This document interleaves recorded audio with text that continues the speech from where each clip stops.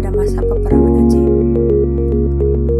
Cut Nyak Dien lahir dari keluarga bangsawan di Aceh Besar, tepatnya di Lampadang pada tahun 1848. Semasa hidupnya, Cut Nyak Dien pernah 2 kali menikah. Yang pertama, ia menikah dengan Teuku Umar pada tahun 1863 saat ia berusia 12 tahun, yang dimana dari pernikahan ini mereka dikaruniai seorang putra. Kemudian ia menikah lagi dengan Teuku Umar pada tahun 1880, yang dimana dari pernikahan ini ia dikaruniai seorang putri yang bernama Cut Gambang.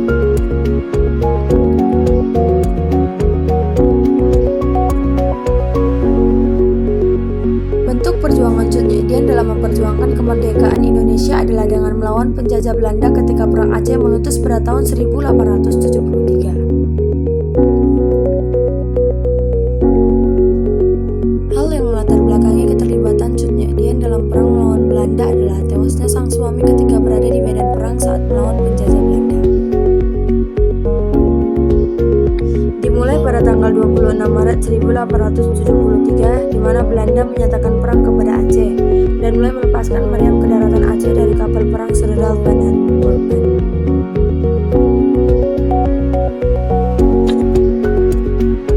Pada perang pertama tahun 1873 sampai 1874, Aceh yang dipimpin oleh Panglima Polim dan Sultan Mahmud Shah bertempur melawan Belanda yang dipimpin Johan Harmer Rudolf Kohler.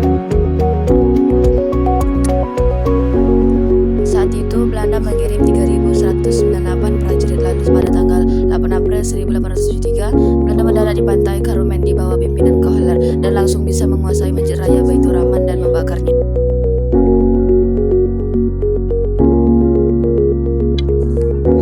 Kesultanan Aceh dapat menangkap perang pertama. Ibrahim Lamngah yang bertarung di garis depan kembali dengan suara kemenangan, sementara Kohler tewas tertembak pada April 1873. Pada tahun 1874 hingga 1880 di bawah pimpinan Jenderal Jan van Sweden, daerah Mukim dapat diduduki Belanda pada tahun 1873, sedangkan keraton Sultan jatuh pada tahun 1874.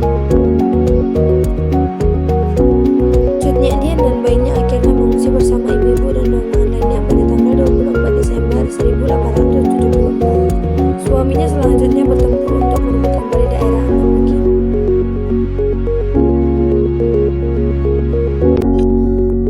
Ketika Ibrahim Lamngah bertempur di Glentarum, ia tewas pada tanggal 29 Juni 1878. Hal ini membuat Cut Nyak Dien sangat marah dan bersumpah akan menghancurkan Belanda. Teuku Umar, tokoh perjuangan Aceh, melamar Cut Nyak Dien. Pada awalnya Cut Nyak Dien menolak, namun karena Teuku Umar mempersilahkan untuk ikut bertempur dalam medan perang, Cut Nyak Dien akhirnya menerima dan menikah lagi dengan Teuku Umar pada tahun 1880. Perang dilanjutkan secara gerilya dan dikobarkan perang fisabilillah sekitar tahun 1875. Teuku Umar melakukan gerakan dengan mendekati Belanda dan hubungannya dengan orang Belanda semakin kuat. Pada tanggal 30 September 1893, Teuku Umar dan pasukannya berjumlah 250 orang pergi ke Kutaraja dan menyerahkan diri kepada Belanda. Belanda yang sangat senang karena musuhnya berbahaya mau membantu mereka, sehingga mereka memberikan Teuku Umar gelar Teuku Umar Johan Pahlawan dan menjadikannya komandan unit pasukan Belanda dengan kekuasaan penuh. Meski dituduh pengkhianat, Cut Nyak Dien berusaha menasihatinya untuk kembali melawan Belanda. Namun Teuku Umar masih terus berhubungan dengan Belanda. Umar lalu mencoba untuk mempelajari titik Belanda.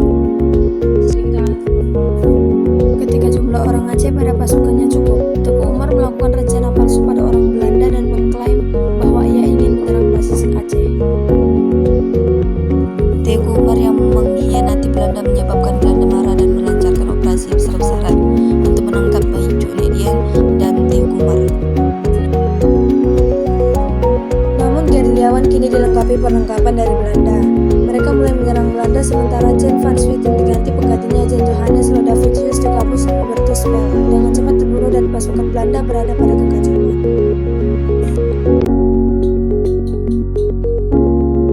Akhir hayatnya, Teuku Umar gugur tertembak peluru pada tanggal 11 Februari 1899. Kemudian Cut Nyak Dian melanjutkan peperangan dengan cara memimpin perlawanan Mulabo bersama pasukan kecilnya dan mencoba melupakan suaminya. Pasukan ini terus bertempur sampai masa kehancurannya pada tahun 1901 karena tentara Belanda sudah terbiasa berperang di medan daerah Aceh.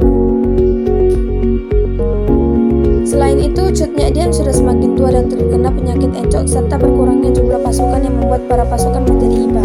Anak buah Cut Nyak Dien yang bernama Panglung melaporkan lokasi markas kepada Belanda karena iba, yang menyebabkan Belanda menyerang markas Cut Nyak Dien. Hal ini membuat mereka terkejut dan bertempur mati-matian. Dien berusaha mengambil rencong dan mencoba melawan musuh, namun aksinya berhasil dihentikan Belanda dan Cut Nyak Dien ditangkap.